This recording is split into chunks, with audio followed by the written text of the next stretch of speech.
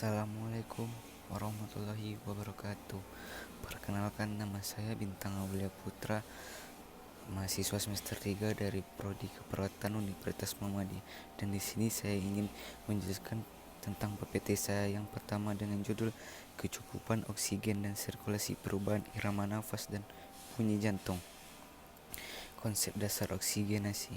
Divisi oksigen adalah unsur vital dalam proses metabolisme untuk mempertahankan kelangsungan hidup seluruh sel-sel tubuh. Oksigenasi adalah menghirup udara dari luar yang mengandung oksigen ke dalam tubuh serta mengembuskan karbon dioksida sebagai alat sisa oksidasi.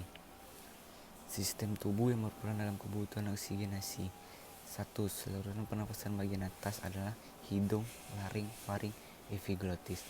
Saluran pernapasan bagian bawah adalah trakea, bronkus, bronkiolus. 3. Paru. Perkembangan paru pasca lahir. Anatomi sistem pernapasan.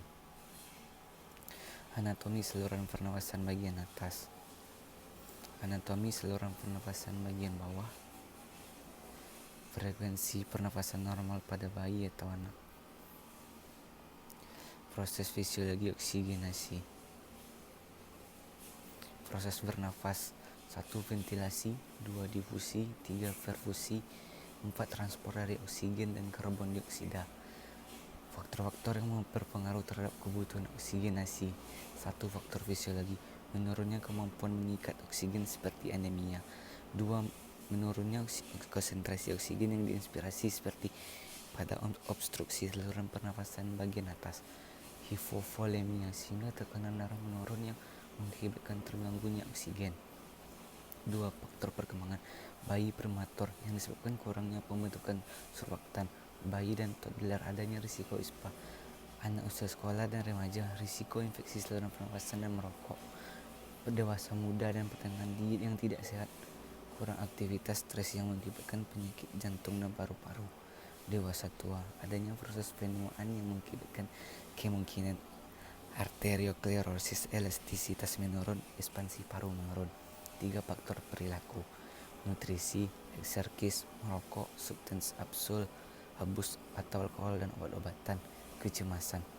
4. Faktor lingkungan. Tempat kerja atau polusi, suhu lingkungan, ketinggian tempat dari permukaan laut. 5. Alergi pada saluran nafas. 6. Obat-obatan. Perubahan fungsi pernapasan. Hiperventilasi.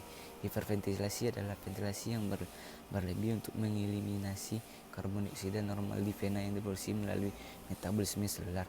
Hipoventilasi, ventilasi alveolar tidak adekuat memenuhi kebutuhan oksigen dan tubuh mengeliminasi secara adekuat. Hipoksia, ketidakcukupan oksigen dalam tubuh dari gas yang diinspirasi ke jaringan. Perubahan pola nafas. Ritme respirasi abnormal. Data fokus pengajian masalah pada pemenuhan oksigenasi. Riwayat keperawatan, pengkajian fisik, pemeriksaan diagnostik. Riwayat keperawatan, masalah respirasi, riwayat penyakit pernafasan, masalah kardiovaskuler, nyeri dada, sputum, faktor resiko, riwayat pengobatan.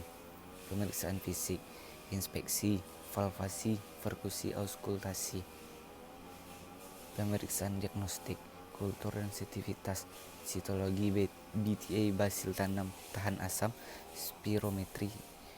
Pemeriksaan visual, diagnosa pengeperawatan pada masalah pemenuhan oksigenasi.